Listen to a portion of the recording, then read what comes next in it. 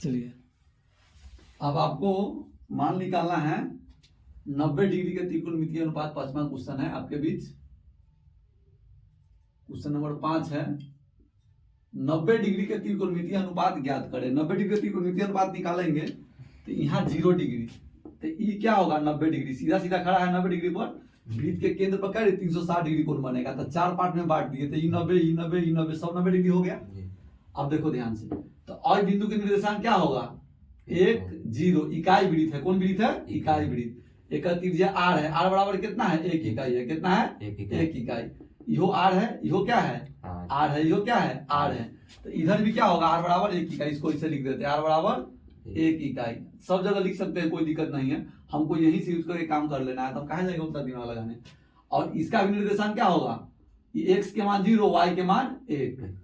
यहाँ क्या होगा x के मान -1 और y के मान 0। यहाँ क्या होगा x के मान 0 और y के मान -1। हमको वही दो के निर्देशांक के काम है। यहाँ पर हम ई वाला जो मान निकाले हैं तो ये कितना के मान हुआ है, एक जो मान आया है कौन सी के मान आया है, आधार के मान आया है। ई एक जो है ये कितना बराबर आया है, अभी हम बताए हैं cos 0 डिग्री के। कौन सी के? 0 डिग्री। ई वाला 0 कितना बराबर आया है sin 0 डिग्री। कौन सी के बराबर? sin 0 degree. तो यहाँ पर 0 डिग्री है, यहाँ पर क्या डिग्री है 90 डिग्री। क्या डिग्री है 90 डिग्री है। तो ई वाला मान हो जाए, ई वाला मान हो जाएगा cos 90 डिग्री के क्या हो जाएगा, और ई वाला मान हो जाएगा sin 90 डिग्री के। क्या डिग्री के? sin 90 डिग्री के। बुझा गया बात। अब वही के मदद से हम आगे सारा मान निकाल देंगे, कोई दिक्कत नहीं है। ई मान कौन सी का आया है 0 डिग्री कौन था, तो sin cos 0 डिग्री के। ई वाला मान आया है sin 0 डिग्री के। तो ई वाला मान आ जाएगा cos 90 डिग्री के, ई वाला मान हो जाएगा sin 90 डिग्री के। बुझाया बात, कोई दिक्कत है ना। अब इसमें ई वाला मान कितना के है,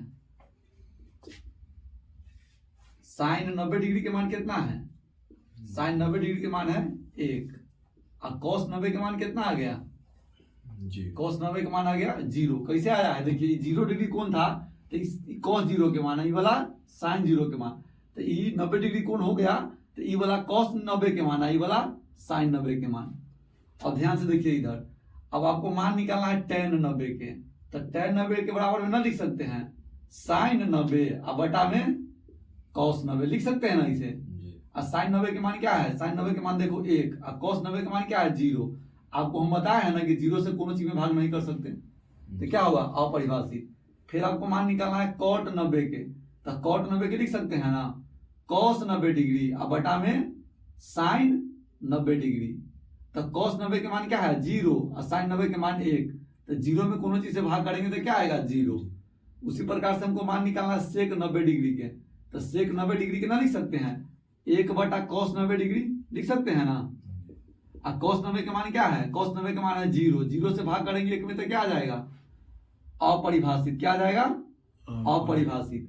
अब फिर उसी मान निकालना है cosec 90 डिग्री के। cosec 90 डिग्री के मान क्या होता है 1 बटा sin 90 के बराबर होगा ना। तो sin 90 के मान कितना है 1, 1 से भाग करेंगे 1 में तो कितना आएगा 1।